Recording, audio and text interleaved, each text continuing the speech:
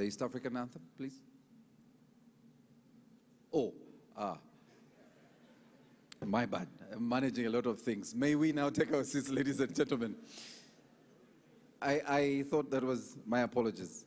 At least you're awake. That's good for the morning. All right. Yeah, we will need coffee. I've seen coffee. A very good morning, ladies and gentlemen, and I want to welcome you on behalf of the Ministry of Finance and IGC for this 7th High-Level Economic Growth Forum. I want to just take a couple of minutes and recognize the protocol, and through the morning, that protocol may change because we have a couple of people that will be joining us, and we wanted to recognize them. I want to start with our minister, representing, of course, the Ministry of Finance, the Minister of State for Finance, Planning and Economic Development in charge of planning, the Honorable Amos Lugolobi. Please stand for recognition. Can we give him a round of applause? And of course, his co-host this morning, the Executive Director of the IGC, Jonathan Lip. Please stand for recognition. Another round of applause. If we have members of Parliament who are here, we want to recognize you and thank you for joining us. But I want, in a very special way, to recognize our UN Resident Coordinator, Her Excellency Susan Namondo. Thank you so much for joining us this morning. We have, of course, our Permanent Secretary and Secretary to the Treasury, Mr. Ramadan Ngobi. We have, you're not clapping, the economy is doing very well because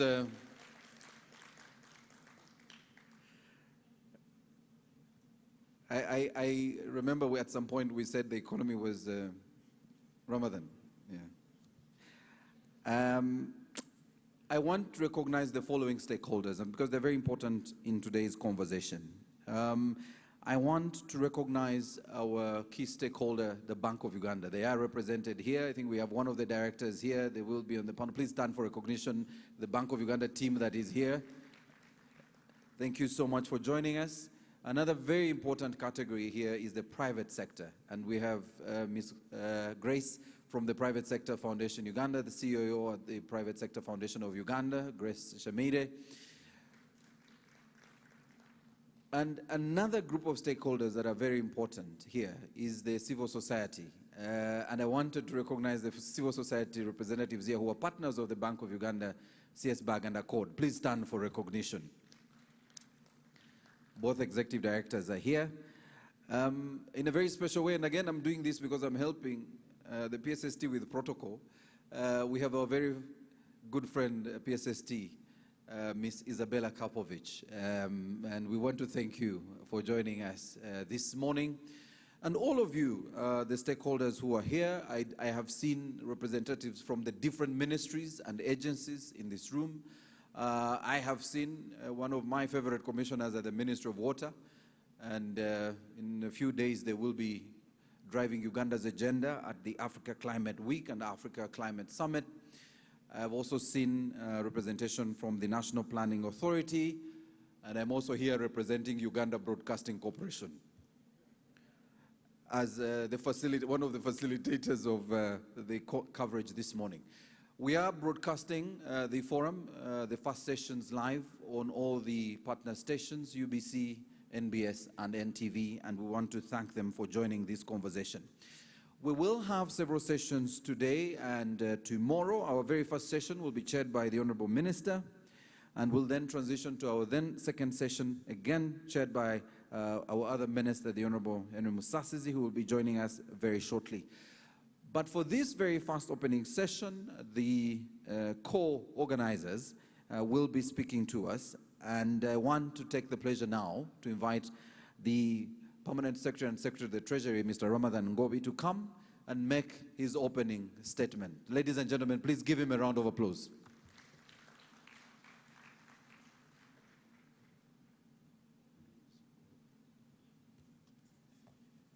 Thank you very much, Maurice.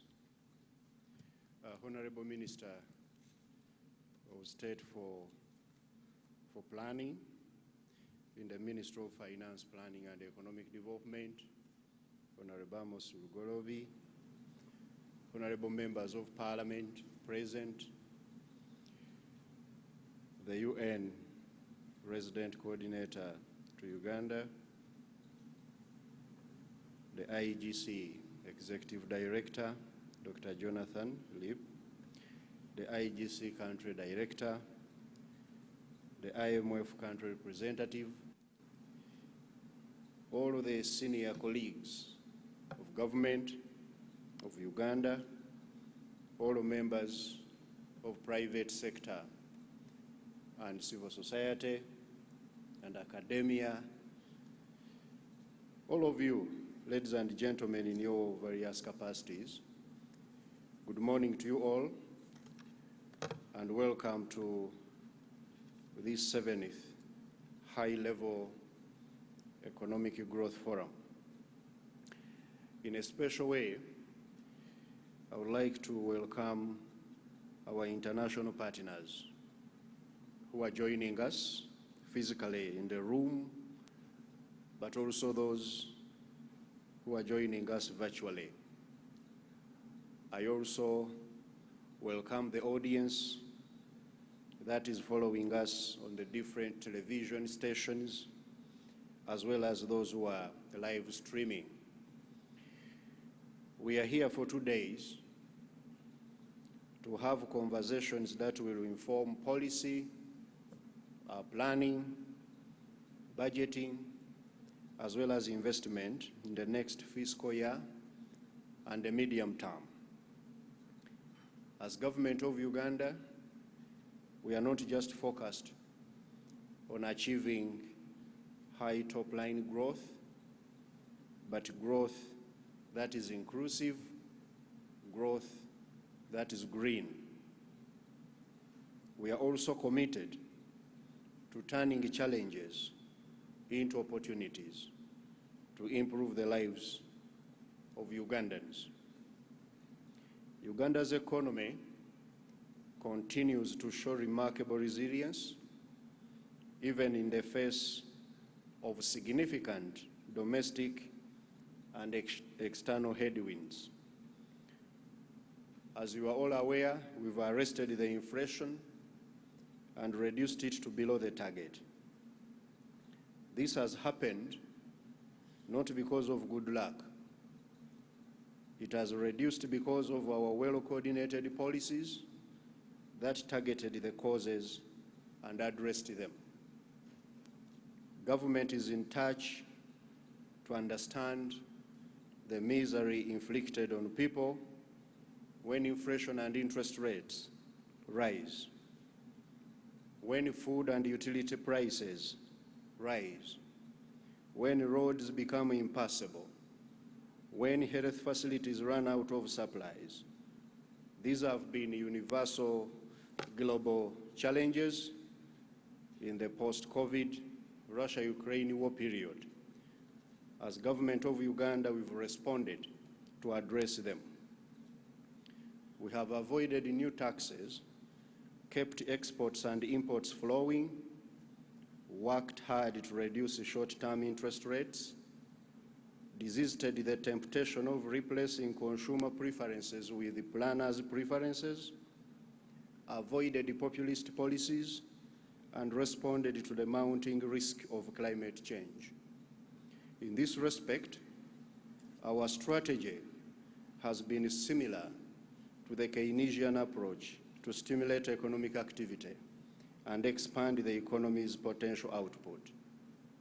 We've deployed a pragmatic stimulus to support recovery and also to accelerate monetization of the economy through the parish development model.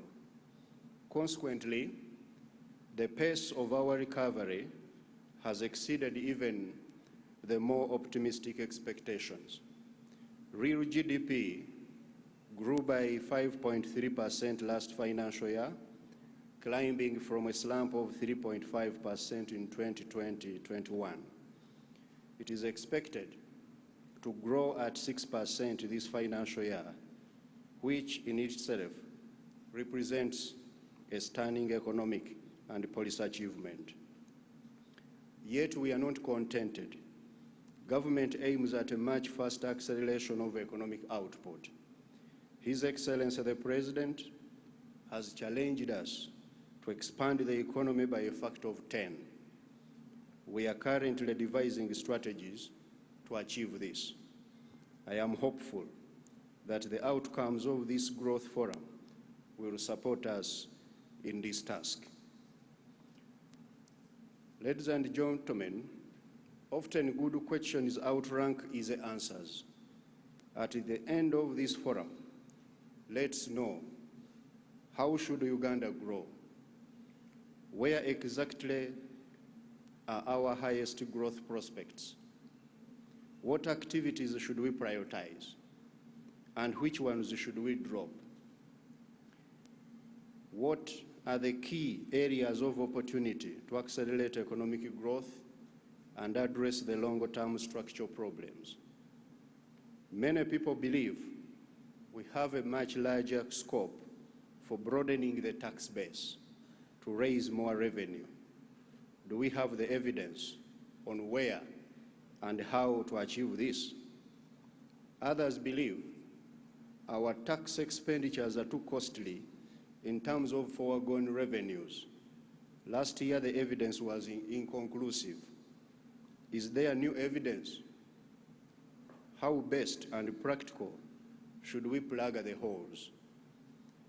Our best bet for accelerated socio-economic transformation is the PDM. We have it on tomorrow's agenda. What are your nuanced views on these transformative programs? What is the best way to mitigate and/or adapt to the climate change risk, particularly given Uganda's dependence on rain-fed agriculture, employment, for food employment and for exports? What do we need to do to rebuild the fiscal buffers to cope with the exceptional circumstances that keep reoccurring? As I conclude, I would like to assure the audience that as policymakers, we recognize the need to respond to people's demands to make the economy not only larger and healthier, but also more inclusive, sustainable, and fairer. I wish to thank very much the International Growth Center for standing with us in organizing a series of economic growth fora, this being the 7th. Your partnership and commitment play a critical role in making these productive conversations a reality. Thank you for being such a reliable partner, and may our partnership continue to flourish. It is now my great honor and pleasure to declare this 7th High-Level Economic Growth Forum officially open, and also to welcome all of you to have good conversations. Thank you.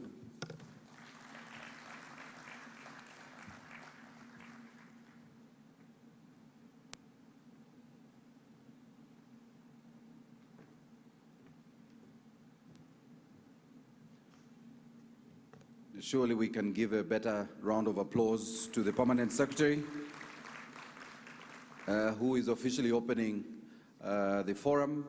And just before I invite our next speaker, allow me recognize these organizations that are represented here in this room this morning. The Africa Development Bank, we want to thank you very much for joining us this morning. Another round of applause, ladies and gentlemen. The Uganda Revenue Authority and Uganda Investment Authority are both represented here. Give them a round of applause, ladies and gentlemen. We have Uganda Development Bank, who are represented here. The academia represented, Makerere University, MUBS, and Chambogo University.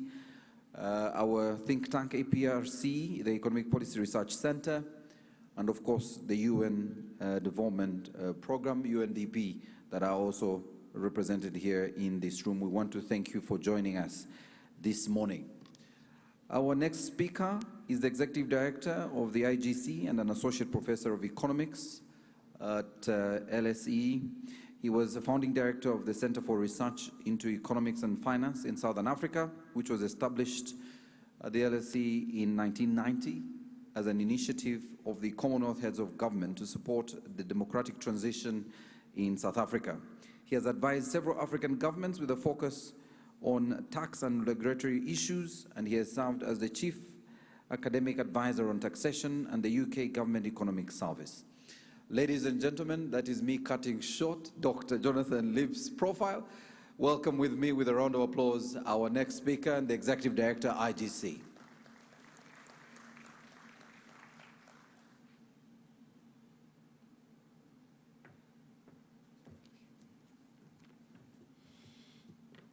It's a great pleasure to add my welcome on behalf of the International Growth Center to this 7th High-Level Economic Growth Forum.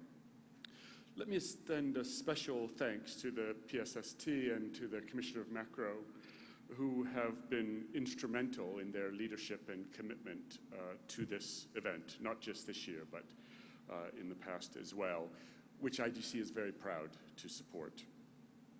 The Economic Growth Forum brings together researchers and policymakers and key stakeholders to discuss a set of issues that are crucial to Uganda's social-economic transformation. Over the next day and a half, researchers will share their findings and policymakers will be sharing their insights, all with the aim of inspiring evidence-based solutions to the pressing challenges. It's precisely this bringing together of research and policy that the IGC was founded to foster. For those of you who don't know much about the IGC, very briefly, we're a global research centre based at the London School of Economics in partnership with Oxford University, and we have resident country teams across Africa, South Asia, and the Middle East. In seeking to promote inclusive and sustainable growth, governments face a continuously evolving set of policy challenges. And the overarching aim of the IGC is to help governments learn faster. Through long-term partnerships, we've been in Uganda since 2011 and in most of our countries for more than 10 years, but also through a sharp focus on robust academic research. Such research can provide both robust evidence on what works and what doesn't work, which helps governments to make policies that will be effective but also less costly. But research can also provide new ways of thinking about policy challenges and can sometimes reframe questions in a way that open up new policy options. It is testimony to the Ugandan government's commitment to using robust evidence and to being open to new ideas to help drive policy innovation that the Ministry of Finance has convened this forum here today. The agenda for the forum is focused on key economic challenges facing Uganda, and let me just touch on some of those ideas now.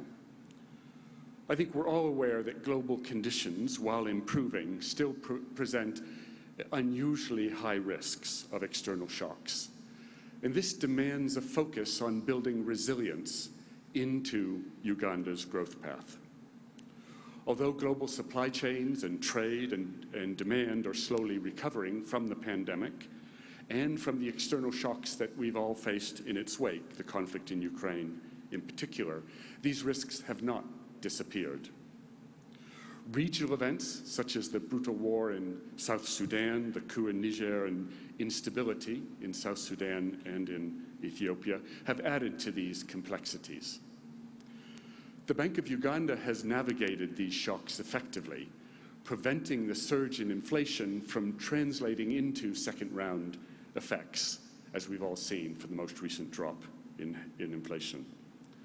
But in a slower-growing world and region, Uganda needs to place the infrastructure and the collaborative trade institutions to support export growth and to improve its domestic investment climate and to pay attention to its image abroad so as to foster the highest level of economic activity.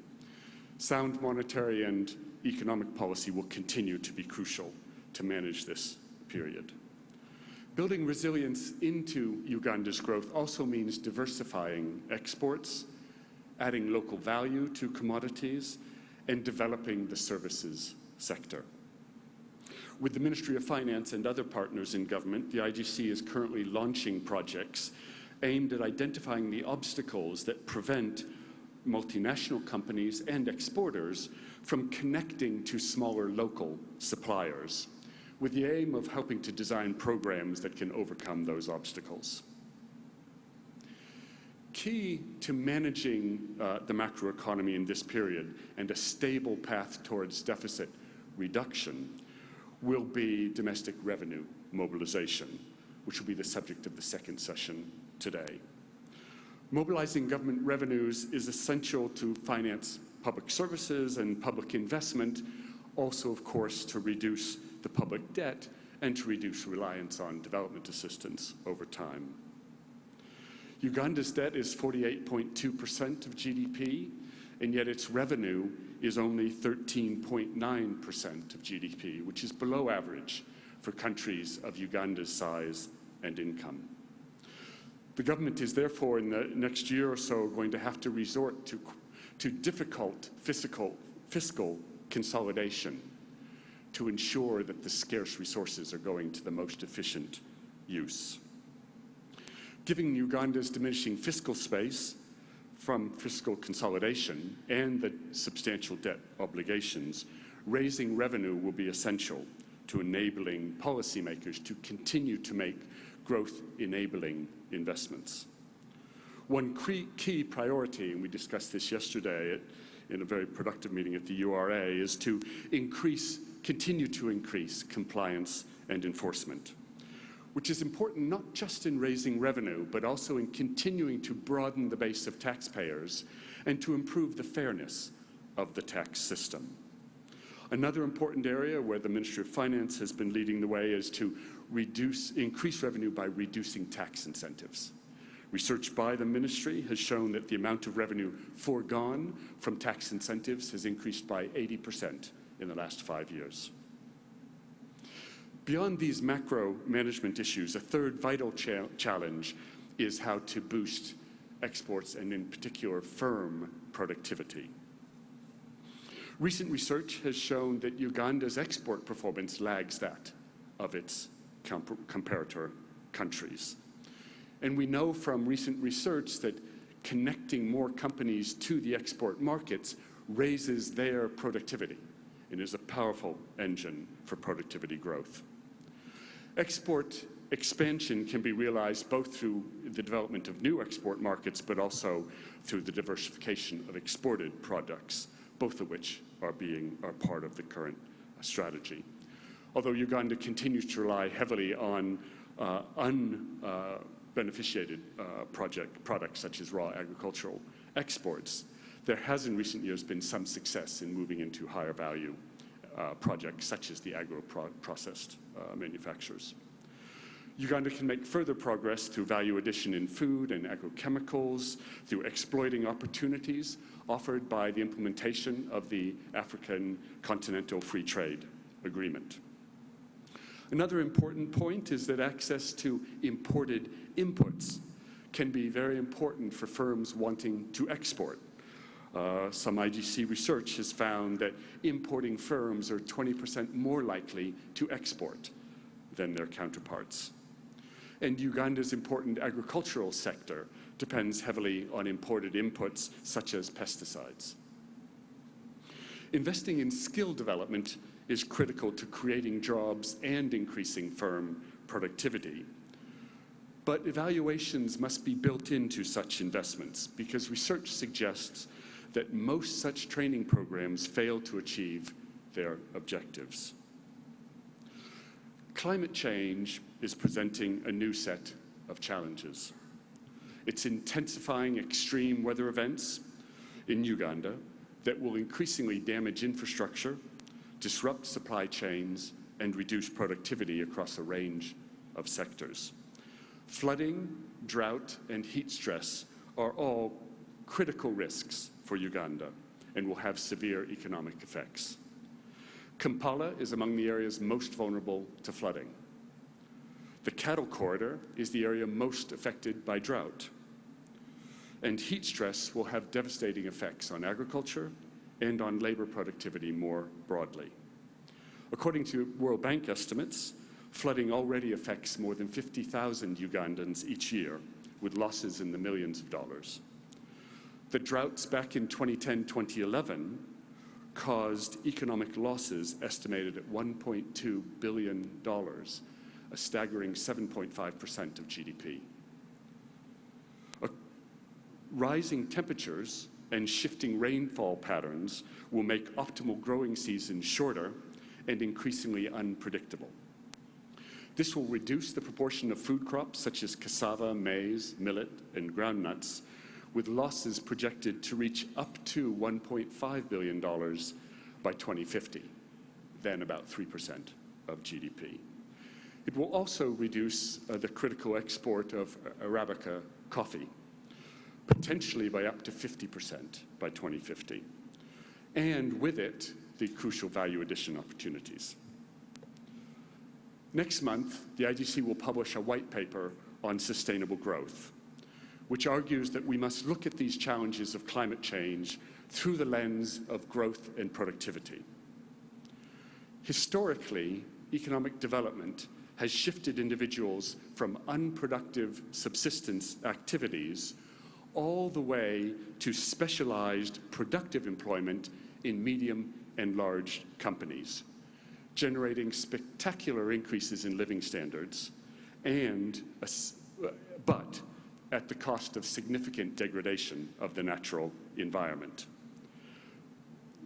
This paper argues that innovation, not just in technology, but in institutions, in organizations, in regulations, and in politics, has already dramatically reduced this historical trade-off between growth and the natural environment. But much more progress is needed. The paper also argues that socio-economic transformation, which is at the heart of Uganda's economic strategy, is central to achieving sustainable and inclusive growth.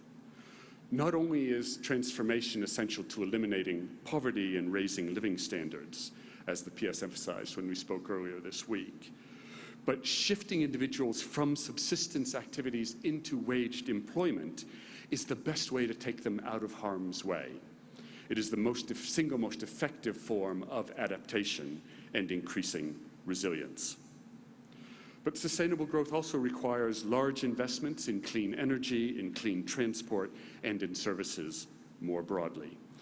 These are needed both in urban areas, which are where productivity growth is growing most quickly, but also in rural areas where many of the poorest and most vulnerable individuals live. Job upgrading and increases in the productivity of companies will also be critical. And both programs in skill creation, but also programs that help workers and companies find each other more efficiently, will be important as part of this process. And the government itself must also innovate. It must innovate particularly in the area of social protection to help protect households which now face a greater set of risks. And finally, finance. International climate finance is urgently needed, and the Special Climate Finance Unit, recently set up in MUFPED, is an important step. But increased domestic tax and non-tax revenues will also be essential to funding these investments necessary to support Uganda's green transition. As we'll talk about in the first session tomorrow, technology is going to be crucial to Uganda's growth path. Building the knowledge economy and the services sector, which are central to the government's economic strategy, will be crucial in driving productivity growth more broadly, and also in stimulating job creation. Recent IGC and World Bank work has shown that services, from business services to financial services to tourism and elsewhere, can generate jobs that are just as productive as manufacturing. And already some 30% of Uganda's exports are in services. But ICT adoption is still very low in Uganda. According to a study by the Uganda Communications Commission, for example, less than half of 1% of MSMEs currently use advanced technologies capable of being monitored remotely through the internet. To close this technological divide, new approaches are needed. One important focus is skill development, as noted above, where we need experimentation to identify which interventions will be most effective. Another important focus is strengthening the linkages between domestic suppliers and foreign firms to facilitate knowledge spillovers. Making growth fully inclusive requires that policy addresses the barriers that trap people in subsistence activities, and especially in rural areas. The government's launched its multi-sectoral strategy, the Parish Development Model, in February 2022. And one key aim of the strategies is to facilitate the transition of Ugandan households that are in the subsistence economy into the money economy. As noted above, this is a crucial step in increasing Ugandans' growth and living standards, and in making households more resilient to shocks. It's important not to stop with that first step, but to continue to press to enable individuals to move into waged employment and into bigger and bigger firms, because we know from experience in other countries that that will continue to then raise living standards. Upgrading infrastructure will be vital to connect farmers to regional and international markets. The government will also need to ramp up electrification. Currently, only 45% in 2021, 45% of Uganda's population had access to electricity, and only about 36% in rural areas. Recent research has shown that for electrification to have its full benefits in new company creation and job creation, there needs to be complementary investment, especially in transport infrastructure, alongside the electrification. And finally, the financial inclusion will also be crucial, not only to ensure that credit is going to productive farmers, but also to ensure that all of those that are currently excluded have access to the economy. To conclude, evidence from robust research serves as a basis for efficient, effective, and accountable policy making. It helps policymakers make informed choices that lead to better outcomes, greater public trust, and a more stable and prosperous society. The IGC, along with many other stakeholders at this conference, is proud to be able to contribute to this process. On behalf of the IGC, let me give special thanks again to the Ministry of Finance, not just for their dedication to the success of this conference, but for having the vision over the past 6 years to integrate the conference into the work of the ministry and into the work of government more broadly, to stimulate innovative thinking and actionable research, all with the aim of strengthening economic policy in Uganda. Thank you all for participating, for joining us to participate in this conference over the next day and a half, and I look forward to the many insightful ideas that we'll see. Thank you.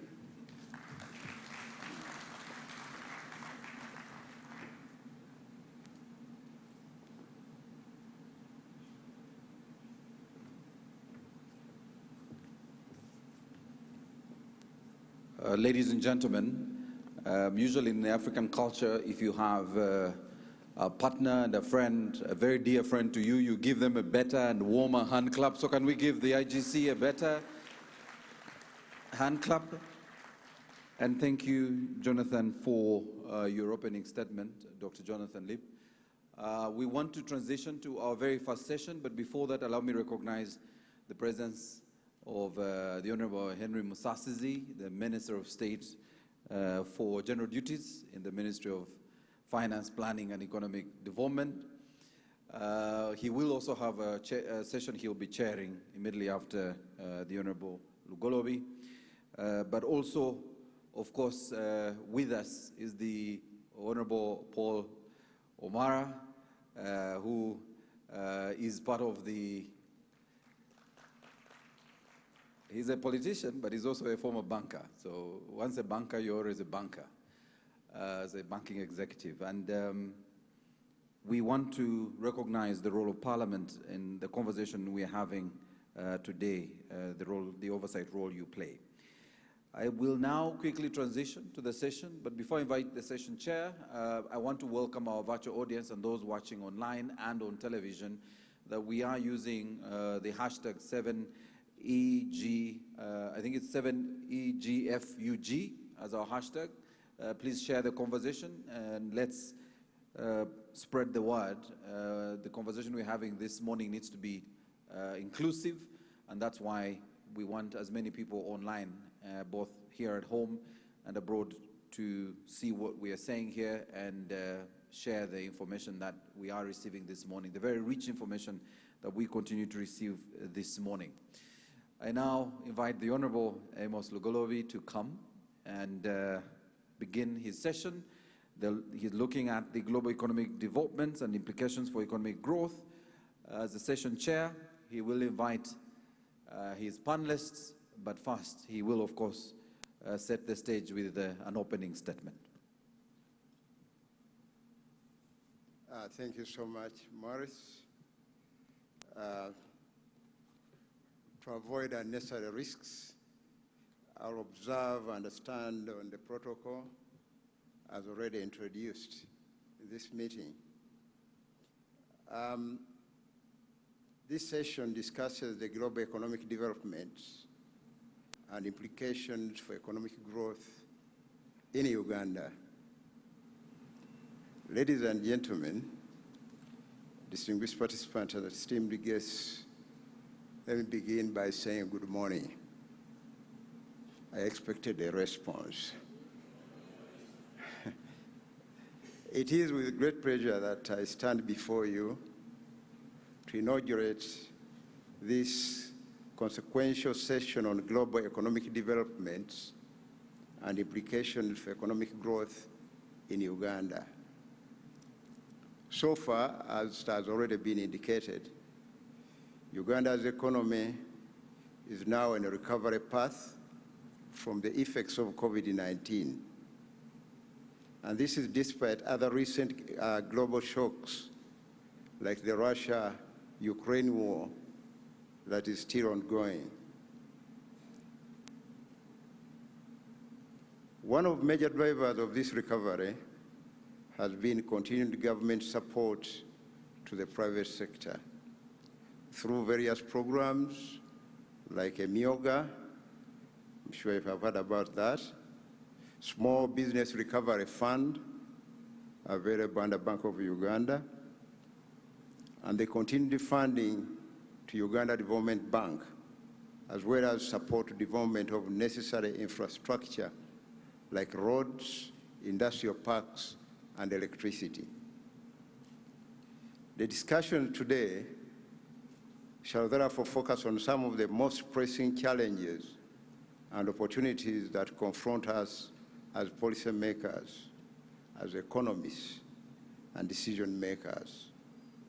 We shall delve into the intricacies of navigating rising global interest rates and the need to manage rising debt servicing costs.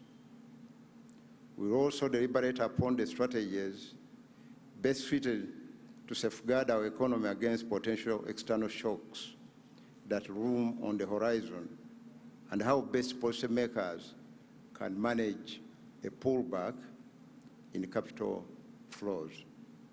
Lastly, we shall discuss the trade-off between Ugandan policymakers focusing on exchange rate stability and export competitiveness. Ladies and gentlemen, it's my privilege, therefore, to introduce our esteemed panelists who will illuminate us on the crucial matters, and I will mention one by one as they get to take their seats. Dr. Chris Adam,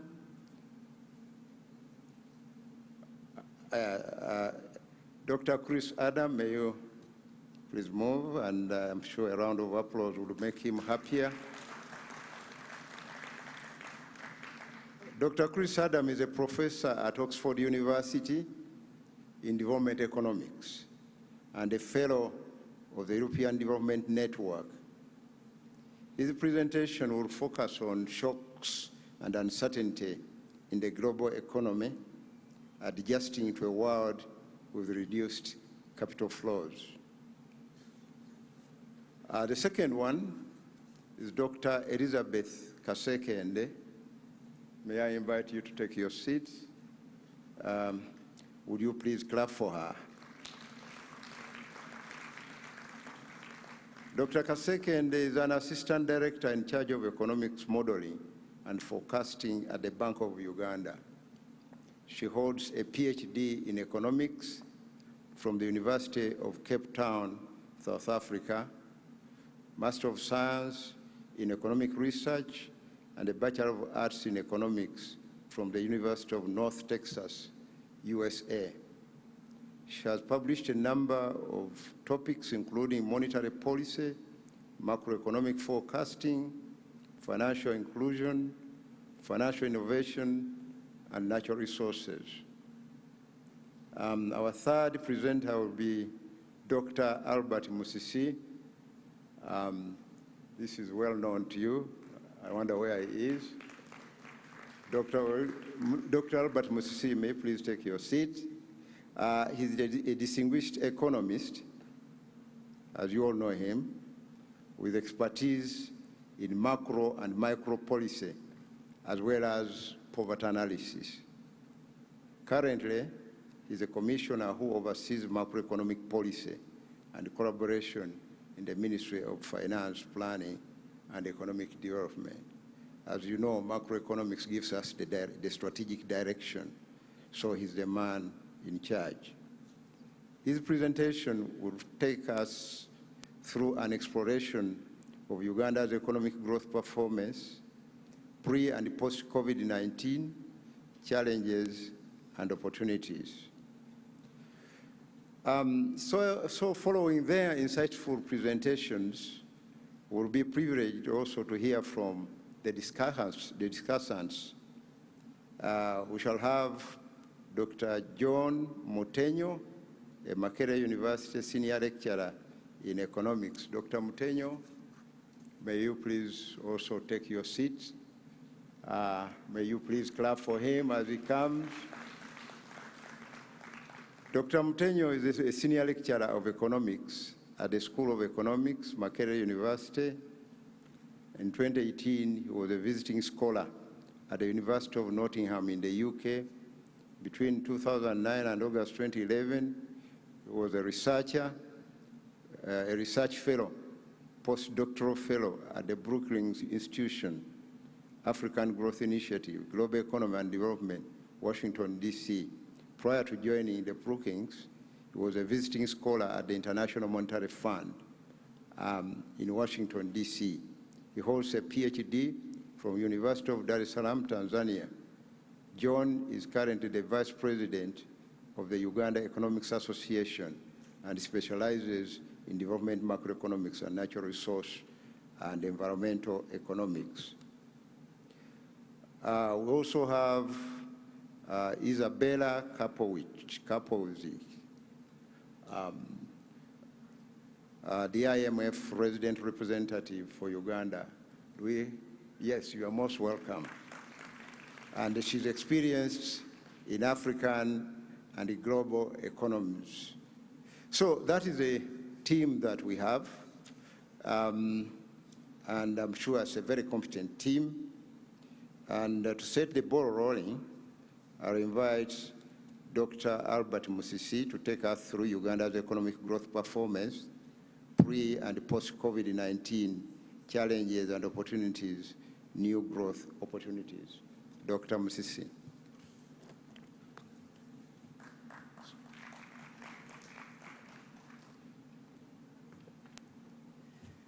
I think you have to change the slides to mine, please. Thank you, Honorable Minister. I think I'll follow your cue and say all protocol observed, as was highlighted. I want to start by welcoming all of you to the 7th Economic Growth Forum. Our theme this year is strengthening Uganda's competitiveness to foster accelerated growth. I don't know if... And to start off the discussion of the presentation, the objective of this forum is to review our economic growth performance pre and post COVID-19, identify the binding constraints to achieving faster, sustained economic growth, also recommend some strategies to accelerate economic recovery, sustain high inclusive growth, enhance productive employment creation, poverty reduction, and human development in the face of the frequent internal and external shocks. But also importantly is to provide evidence to inform our national budget priorities and growth strategy for the financial year 2024-25 and the medium term.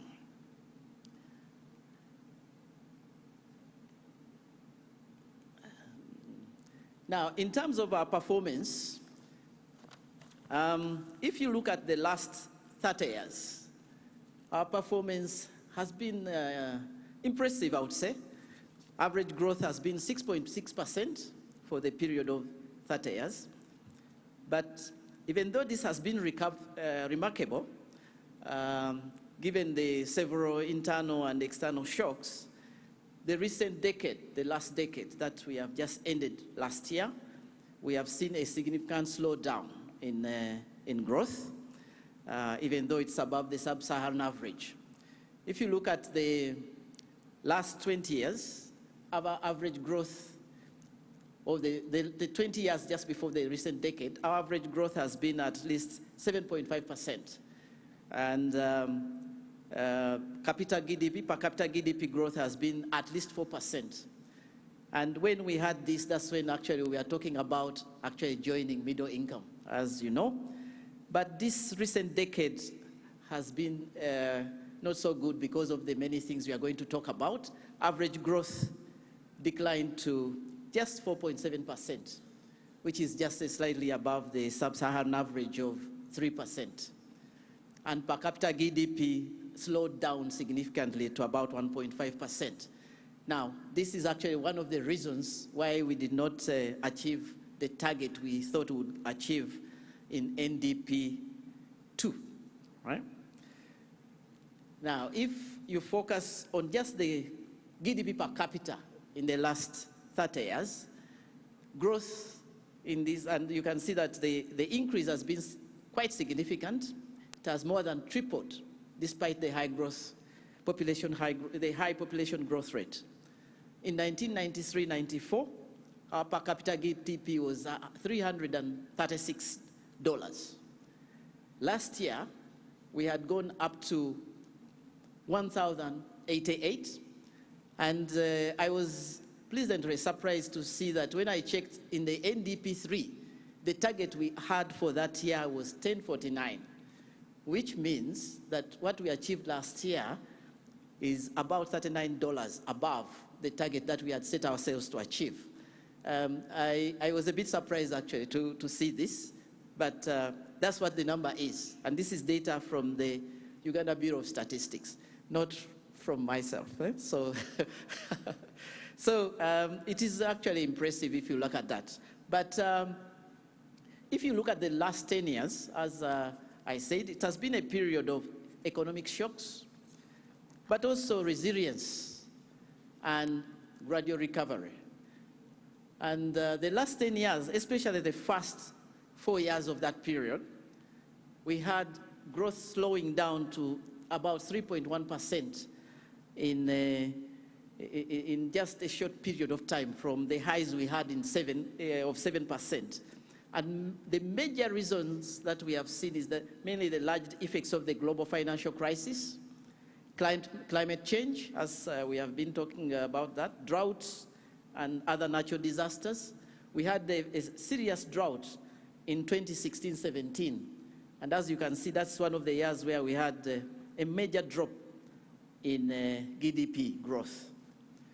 And that actually inspired, or at least drove us to think about this very forum, not coming out of the ideas actually to boost growth. In our first Economic Growth Forum, which we had in 2017, September 2017, that was the very first one, we had a number of ideas coming from a number of researchers, international and local, but also from everybody here. There were a number of ideas, and I remember we recommended a number of things, which I am going to go through now. One of them was increasing support to productivity enhancing services, mainly support to research and development, drought-resistant seeds, agriculture extension, support for production of high-quality seedlings, particularly in coffee, investment in needed infrastructure by the private sector to reduce production costs, and that's where we put more emphasis on industrial parks, provision of affordable capital through UDB, EMIOGA, and now the Small Business Recovery Fund. And you know that at least in the budget, there was a focus on these areas. And then we also talked about efficiency in public investment and improving public investment management, and then greater focus on regional integration, and the focus on implementation of of necessary actions in the oil and gas sector. Now, all these, that's my thinking, must have affected what happened next, where we had some increase in growth, right? However, we got another shock, and that was the COVID-19, and our growth dropped to 3% in 2019-20. Still positive and better than many countries, but a huge drop from where we were. It interrupted the very impressive recovery. And if you see, the next period has been another COVID-19 shock, the Russia-Ukraine war, but nevertheless, we continue to grow. So it was a period of resilience and steady economic recovery, as you can see. It is not the sharp increase that the minister talked about, but nevertheless, still a gradual improvement.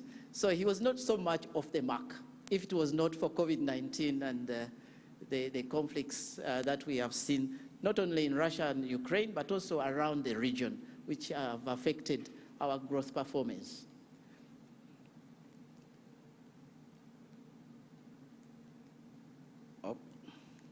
Okay, so what is our outlook now? As I've already said, our growth has been above the sub-Saharan average, but below what we achieved in the previous decades.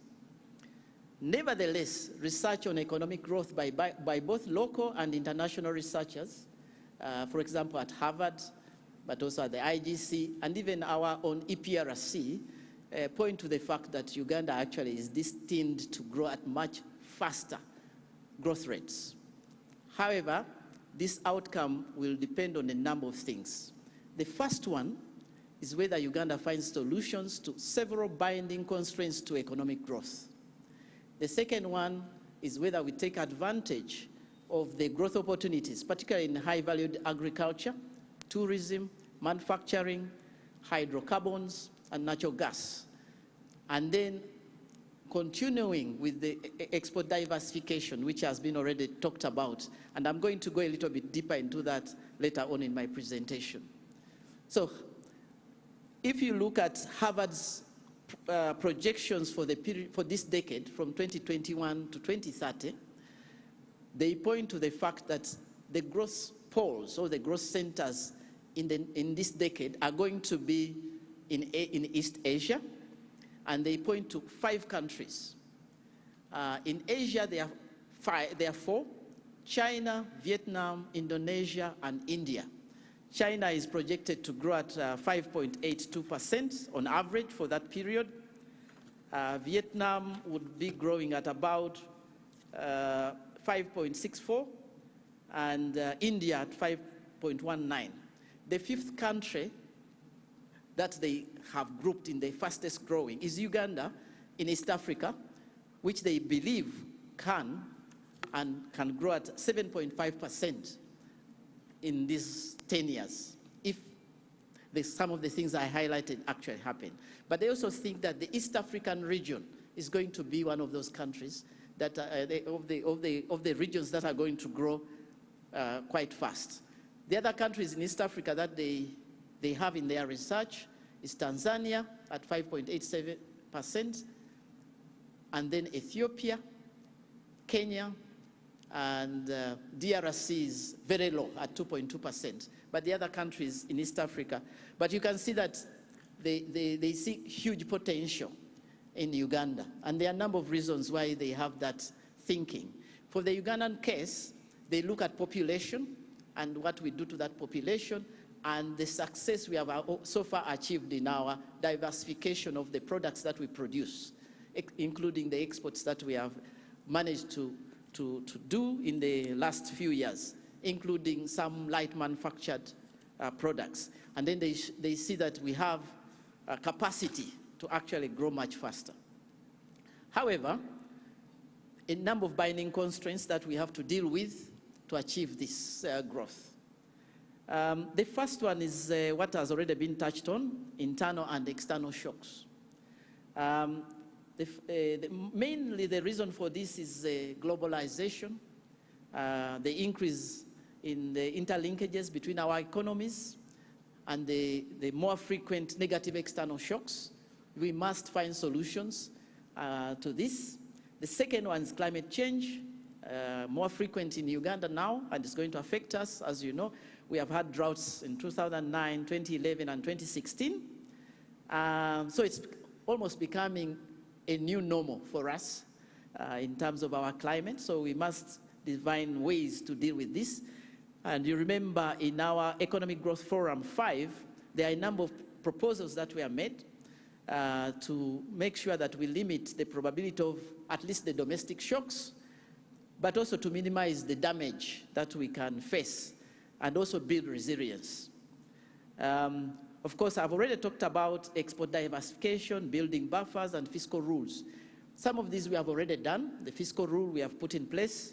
And of course, we have built buffers with our reserves, although the fiscal side, we are yet to do much on this. And if we do some of this will minimize the impact of these shocks. But I think one which is really binding is low productivity. This is when we have the crisis, and even before we had the crisis, our productivity has really been low. And analysis of our sources of growth using the growth accounting approach shows that capital accumulation and labor have been the major contributors to our economic growth rather than increasing in productivity. Now, this is obvious because of where we actually have our people. Most of our people are in low productivity subsistence agriculture. We are also having many people in low productivity services. So this means that productivity continues to be a binding constraint. So to achieve faster and sustained economic growth, we will have to increase productivity. In sectors like coffee, they use the example they give that in Vietnam, one tree, they can produce 4 kilograms, for example. But in Uganda, we produce about less than 1 kilogram of coffee. That you can see that you can actually improve your production 4 times by just improving productivity in coffee. But this is true also for other sectors, in services and in industry. So there's much more potential if we just increase productivity, even if we do not go into any other sectors, but just in the current sectors, if we improve productivity, growth would be boosted.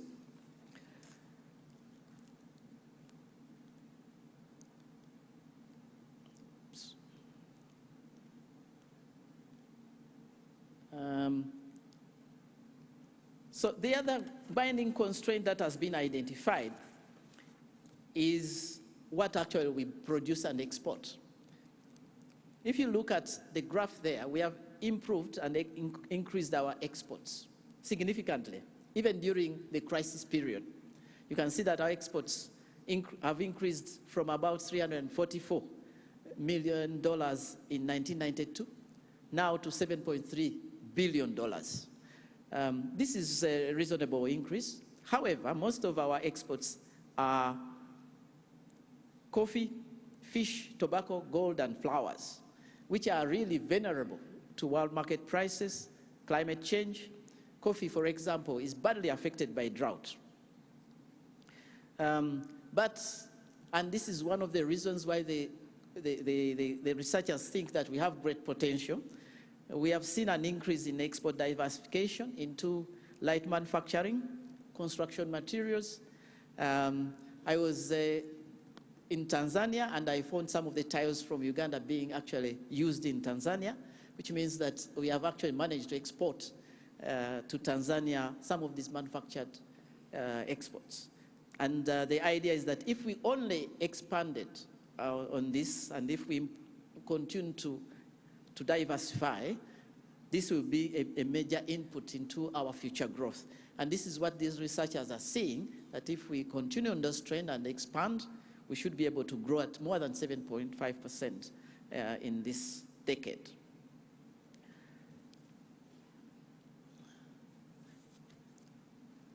One of the other areas which we all know and we have tried to deal with is costly local and foreign finance. We know that our investors, first of all, access is a problem, but also the price that they pay. The interest rates are very high. Even when we compare ourselves to our neighbors, for example, in Kenya, even when you adjust for inflation, you find that interest rates here are still high.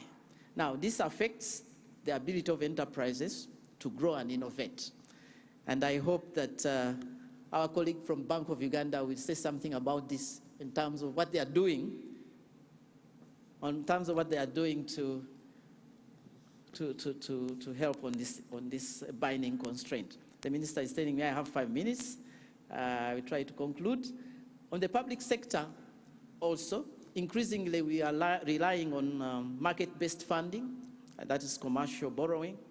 And you know, the pricing there is very high, the interests are high, and this is feeding into our high debt servicing costs and affecting our expenditure on critical development sectors like infrastructure, which is weakening our economic growth potential.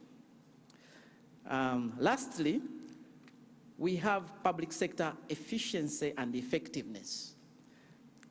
Public sector efficiency and effectiveness can be and is a constraint to faster economic growth through its impact on both public sector and private sector productivity. One of the examples that we all know now is the institutional weaknesses we have and the coordination between government ministries, agencies, and departments. This poor coordination can delay completion of public investments, and you know that is a major problem in Uganda. It also delays reforms that are required, interventions, and this leads to a decrease in productivity, not only in the public sector, but also in the private sector. And public sector is an important driver of our growth. To conclude, in this forum, we are going to address ourselves to these binding constraints that I've highlighted. In the first session, we are looking at the global economic development and implications for economic growth in Uganda. And then in the next session, we shall look at domestic revenue mobilization, mobilizing finance for economic development, boosting exports and farm productivity, climate change and growth. And then on Friday, that's tomorrow, we shall look at productivity, which I think is one of the biggest binding constraints. And we have a very good presentation from the National Planning Authority. And then the transition from the monetary, to the monetary economy, from the subsistence to sustained growth. And here we are going to be focusing on the PDM and its potential to boost our growth. We shall also have a keynote address from Stefan Decon, and I think somebody forgot the protocol. We are looking to have a very good presentation from Stefan, and it is going to be looking at mobilizing political action for second and third generation reforms, lessons from Africa. This is a binding constraint too, I think, including in Uganda, and I look forward to his presentation. Then we shall summarize the ideas from this forum, and we shall then use that for our budget preparations and for our medium-term growth strategy. I thank you very much.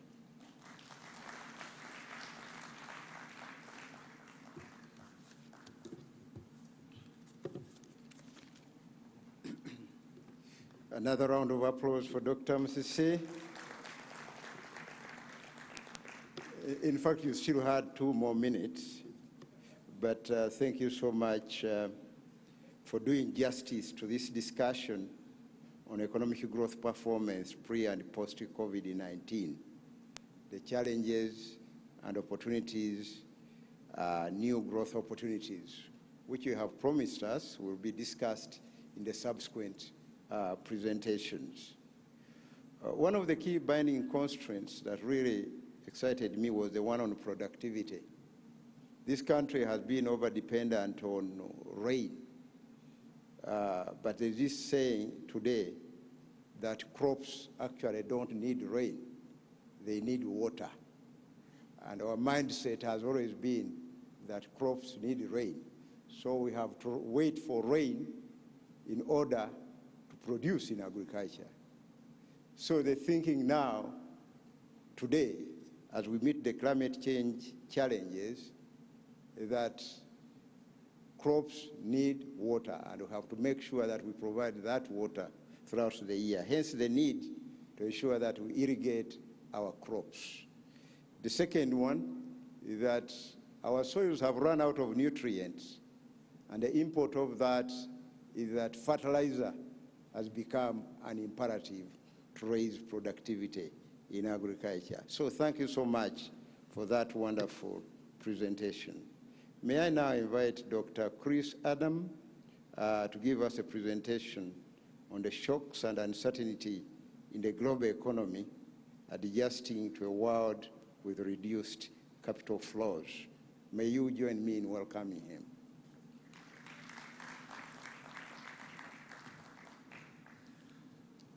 Thank you very much for that welcome, and thank you, Albert, for kicking off the session so comprehensively. So comprehensively, in fact, that I want to be careful not to just repeat many of the things that you've said.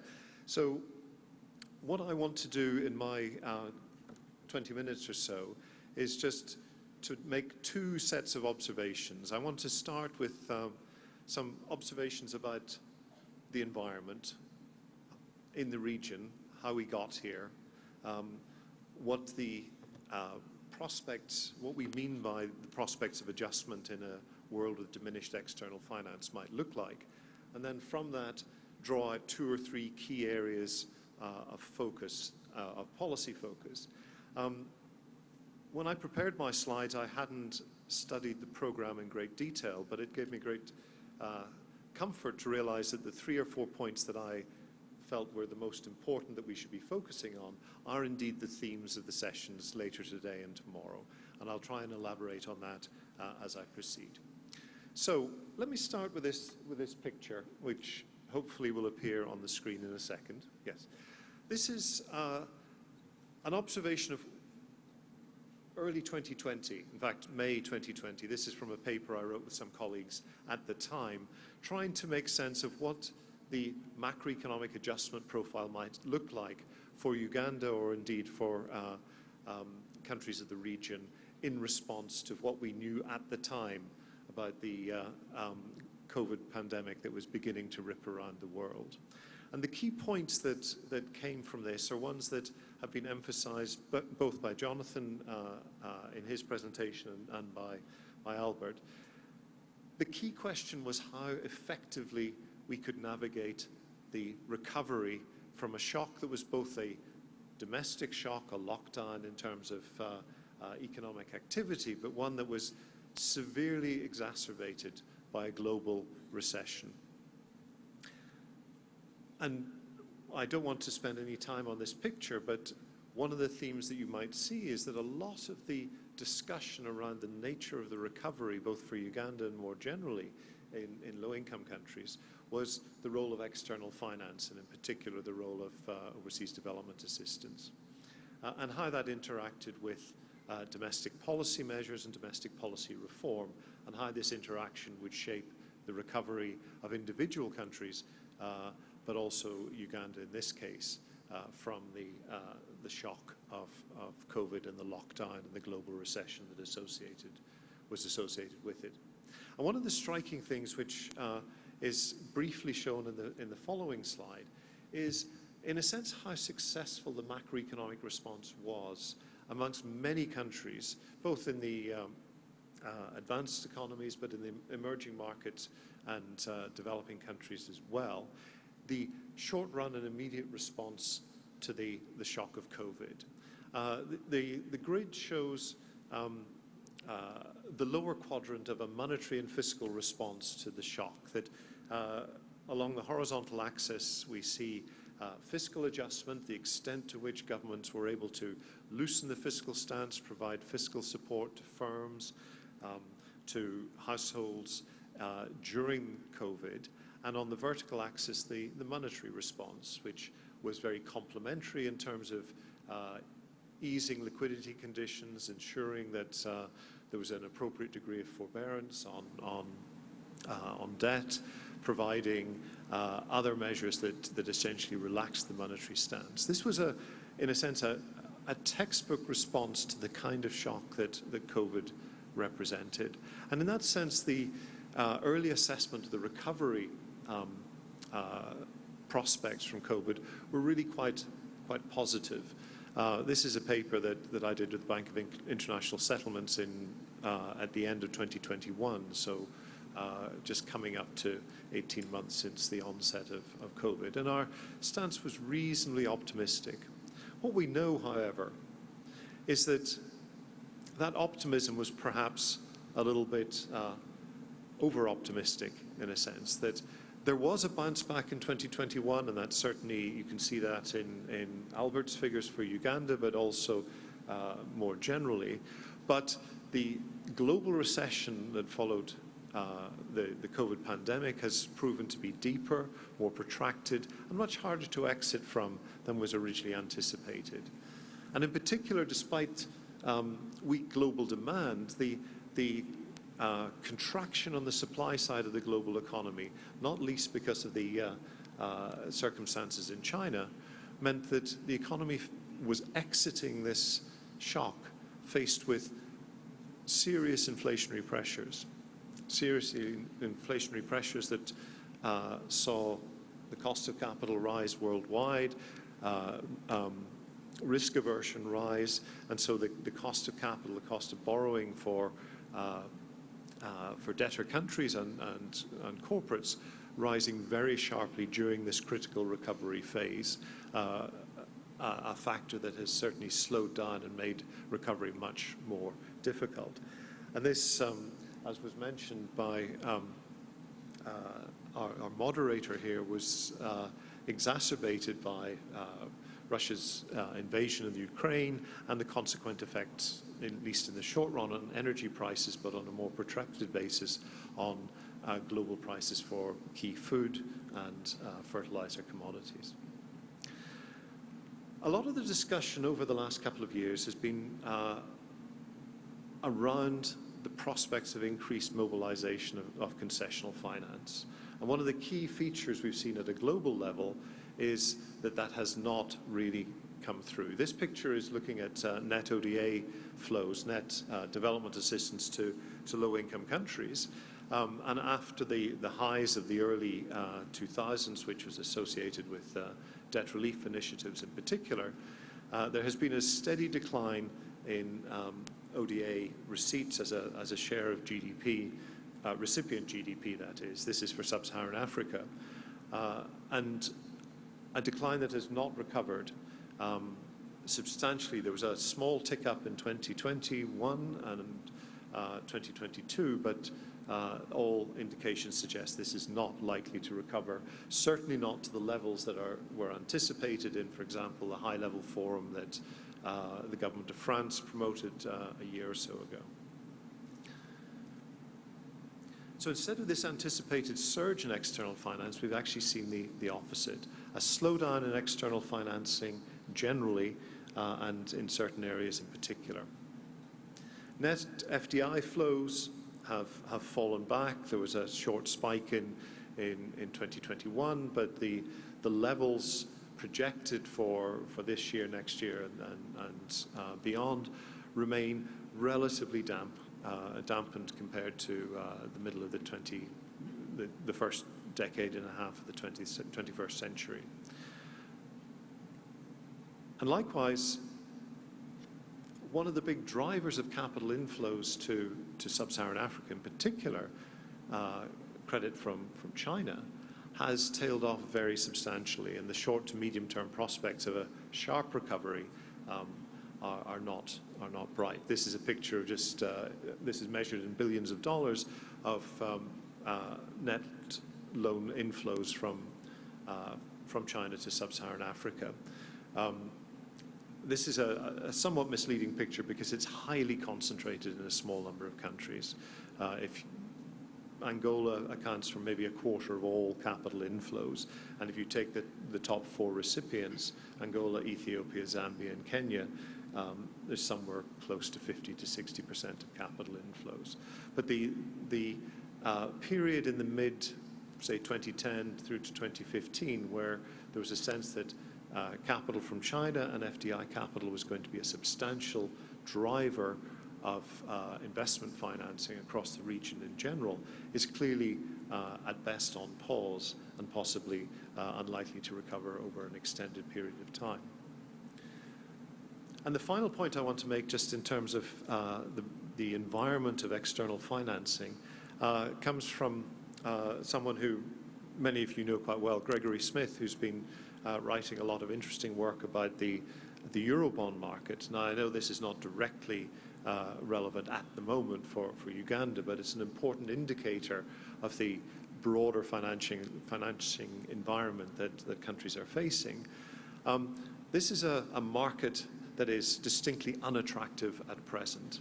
Since about 2020, other than some refinancing activities, there's been no significant new Eurobond issues amongst frontier economies in sub-Saharan Africa. But the contrary, and this graph is an indication, is that Eurobond debtor countries that issued bonds over the last 10 to 15 years, are facing a very substantial wall of repayment that is coming up in 2023, 24, 25. Very, very substantial volumes of repayment of what are essentially bullet loans, single payment, single repayment loans that were issued in the period from about 2010 through to 2020. This is going to hit the markets very substantially over the next couple of years. And it's not, of course, it's not impossible that these can be refinanced, that the maturity of existing bonds, they can be rolled over and refinanced, but the price at which they can be financed is really eye-wateringly high. This is a picture that shows essentially the secondary market yields for African Eurobond issues at present, again from Gregory Smith. This is, I think, as at March 2023, so it's about 6 months or 5 months out of date. And if you look to the left of the figure, at the bottom, there's a little green arrow indicating the range for advanced economy yields, the cost of borrowing for advanced economies. But if you look at where many of the sovereign debtors are in the private capital market in sub-Saharan Africa, the cost of finance is extraordinarily high. It's prohibitively high. Rates of return to investment may be high, but probably not as high as justifying this kind of yield. So putting these bits together, the cost of refinancing combined with the nature of debt markets and the decline in the flow of concessional pure grant financing leaves us with this picture, which is very familiar. This is a picture for sub-Saharan Africa as a whole, but it puts into visual form what Jonathan was saying earlier in his remarks and what Albert mentioned about Uganda, that although debt is not at a critical level, sovereign public debt is not at a critical level, it is a level that severely compromises fiscal space. The dark blue bars are the evolution of total debt. The very dark bars at the bottom are the domestic share of debt. Green are projections that come from the World Economic Outlook, and the red line, you probably can't see the scale, but I think that is an important indicator. This is the debt service, the external debt service obligations as a share of export proceeds. These are extremely high, 25 to 30% of all export proceeds accounted for or diverted towards the servicing of external debt. The picture for Uganda is a compromise of what we see here, somewhat lower on the debt stock, which is clearly a favorable outcome, but significantly higher in the debt service obligation. The liquidity pressure or the debt service pressure faced by the government of Uganda on its external debt is very, very significant. So let me proceed to what I think all this leads us to need to focus on: priorities, challenges, and implications for policy. And I'm going to take maybe 5 or 6 minutes on this and then conclude. One way in which I like to think about the kind of policy challenges in macroeconomics is a picture that looks something like this, or it will in a moment. Thank you. What I've projected here on the top part of this picture is aggregate investment, aggregate domestic investment as a share of GDP. Now, we had a discussion earlier about the importance of productivity of investment, and that is absolutely central to the link between investment and growth. But while aggregate investment is not sufficient to support sustained growth, it is clearly a necessary condition. We need both the investment and the productivity investment to combine to generate high levels of sustained growth. Now, aggregate investment in Uganda, these figures are for Uganda, is somewhere in excess of 20% or so, between 20 and 30% of GDP gross. Obviously, capital depreciates, and so the net investment rate is probably something closer to 18, 19, 20%. This is an improvement in historical terms, but it's still relatively low. If we look at the kind of economies that have grown at the rates that Albert referred to in his picture from the Harvard Growth Lab, countries that manage to sustain growth of 7%, which is doubling the economy in a decade. That's what 7% per annum means.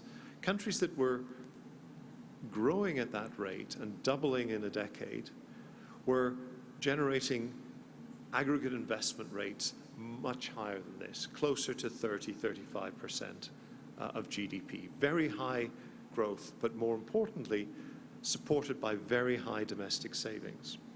And the other two features of this picture, which I want to then use to focus on my key policy priorities, are the small purple blocks at the top here, which is the extent to which domestic saving is being used to finance public deficits. It's the fiscal deficit. So when that purple block appears above the line, above the blue blocks, that is essentially crowding out. That is the crowding out of domestic investment, domestic private investment by the needs of the state. And the red solid line is the current account deficit. It's the amount of external financing that is contributing or combining with domestic saving to produce domestic investment. So if growth is going to be underpinned by high levels of aggregate investment with appropriate high levels of productivity, there are three elements here that require focus. The first is the mobilization of domestic savings. The domestic savings rate has improved a little bit over recent years, but is still around about 20-25%. that is households and corporate. The dissaving from the public sector, in other words, the fiscal deficit, remains large, and large for very often entirely legitimate and appropriate reasons. It clearly spiked during COVID, and that was a big part of the adjustment from that shock. But one of the big challenges is the extent to which that fiscal balance can be stabilized. And the third is the degree of external financing, the current account deficit. I've already talked about the extent to which the external financing, at least concessional external financing, is increasingly difficult to address. But if you keep that picture in mind, that it's about domestic saving, external finance, and fiscal adjustment, that kind of rather neatly summarizes what I want to say in my last 2 or 3 minutes on the key policy priorities. I want to just highlight these and then use that to point to elements in the rest of the Growth Forum today and tomorrow, where I think we'll enjoy the benefit of a deeper dive into some of these issues. Let me start with debt, fiscal adjustment, and revenue mobilization. And I want to make the 2 following observations. That if you look at the kind of adjustment programs that are either underway or being developed or being discussed with the IMF or with other external partners, and internally in terms of macroeconomic management in countries in the region, they typically anticipate very substantial fiscal adjustment over the next 3 to 5 years, adjustments in the overall fiscal balance. And I just want to put some context to that. So I was looking at the recent, is it an external credit facility that Uganda is currently working through. There's the new program in Zambia, and the new program in Ghana. And if you look at the amount of fiscal adjustment that is required, the amount to which the overall fiscal balance is anticipated to improve over the next 4 to 5 years, you get numbers something like this, sort of 3 to 4, as high as 5% in the case of Ghana. These are very large numbers, and it's important to emphasize that these are very large numbers. They're a significantly larger degree they entail a significantly larger degree of fiscal adjustment than not only these countries, but associated countries in the region have achieved over the good years of the first 2 decades of the 2000s. That is an enormously demanding challenge, and I think it's important that when we think about fiscal policy, the extent of that challenge is well understood. And this comes back to the first key priority, which will be picked up in session 2 of the conference, and that is revenue mobilization. Uganda, as others have said, is characterized by atypically low revenue mobilization. And that is, it's moving in the right direction. It has been moving in the right direction, as this picture shows, over the last 5-7 years. The question is, how much more effective revenue mobilization can be achieved over the next period of time? And I think tomorrow's, the next session on revenue mobilization is going to be central to that. The second issue on trade investment, I want to just make reference to one point that comes from a nice paper produced by the UK Foreign, Commonwealth and Development Office by Nick Lee and colleagues, which looks at the centrality of export growth and its association with domestic investment. Now, these are just scatter plots. There's no causal link here that says you need export growth to generate private investment. But the point is that the positive external balance of trade is a key generator of savings that finance investment. The plot on the other side with the green dots is for high-income countries. It emphasizes that that is less important when you've got access and competitive access to capital markets, global capital markets. When your access to capital markets is highly constrained, that raises the importance of external domestically generated or trade-generated savings. The balance of trade remains central there. I want to make just one point on this, and then I will conclude with some observations on green finance. Regional trade is increasingly going to be central to the overall balance of trade and hence the investment performance. And in recent months, there's been a lot of discussion about the challenge of dollar shortages, about initiatives to develop improved local currency borrowing, and possibly even local currency trading. You may have heard this discussion that's going on at the moment about the BRICS currency as a way of thinking about delinking from dollar-denominated invoicing and trade financing.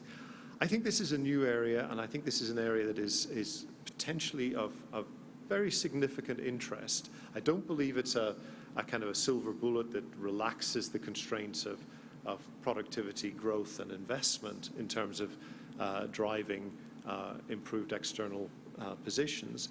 But I think there's an interesting body of work that's starting to emerge on the development of local currency payment systems, locally in the East African community, but more generally in association with the Africa Comprehensive Free Trade Arrangement.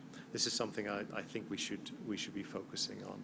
And my final point, Chair, I want to focus just for a moment on the one source of financing that is arguably growing rather than diminishing, and that is the green finance and the potential for accessing green financial markets for both investment in adaptation, but also in the transition to net zero. There's an awful lot of rhetoric around green financing. There is much, much less action. The various assessments of need based on nationally determined contributions put the green financing gap at a very, very substantial level for the continent as a whole and for individual countries in particular. The big challenge is that the majority of green finance that is available at present is probably debt financing. There's a little bit of FDI, but it's predominantly official and it's predominantly debt financing. Some of it highly concessional. I'm thinking of the IMF's RST, for example. But this is going to present serious challenges in managing fiscal space and the liquidity pressure that any additional debt financing is likely to bring. And let me close with one final observation that was mentioned about managing climate volatility. The management of climate volatility is going to be first order in its importance and significance for governments, for ministries of finance, and for central banks. And the coordination of fiscal and monetary policy on dealing with climate emergency is, I think, perhaps the most central area that central banks and ministries of finance need to focus their coordination activities on. I know that Elizabeth's going to talk about some of these issues, so I'm going to stop at that point and hopefully pick up some issues around climate financing and its management in the discussion. Thank you very much. Thank you.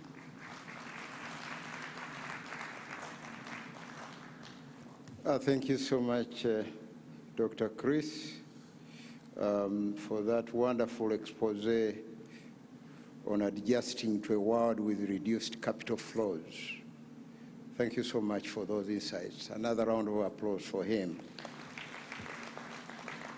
May I now invite Dr. Elizabeth Kasekende. We are running out of time, and I would request her to limit her presentation to 15 minutes on the new strategies for monetary policy and debt management. You're welcome.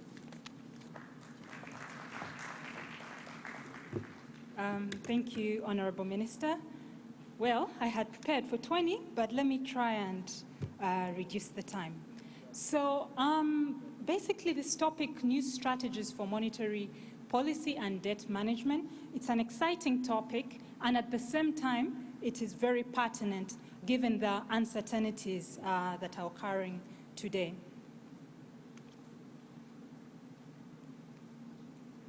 So starting off, what is this presentation trying to answer?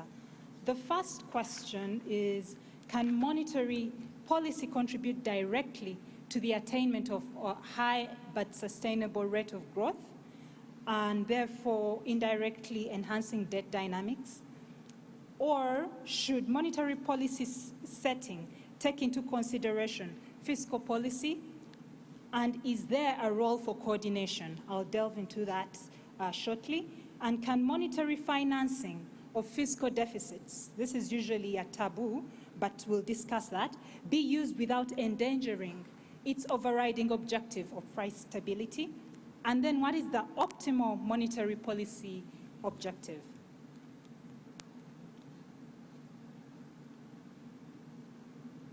So quickly moving on, for those of you who may not really know or understand what monetary policy is, because I know we have a lot of people watching, they may not be economists.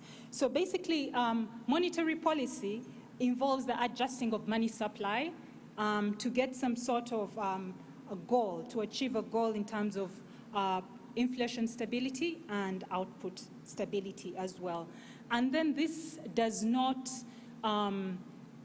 any changes in money supply does not have an impact on output in the long run. However, it affects the change in prices. But in the short run, because prices are sticky or do not adjust immediately, we tend to see an impact on actual production of goods and services. But what does empirical evidence show, and what does economic theory state? Well, the best contribution